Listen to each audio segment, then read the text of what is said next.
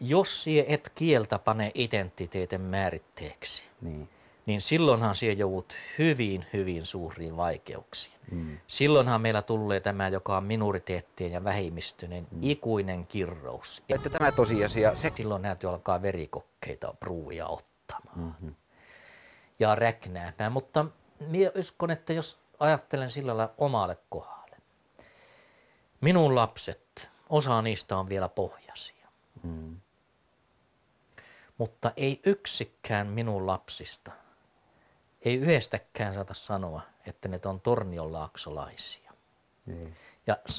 Ja syy siihen on erittäin yksinkertainen.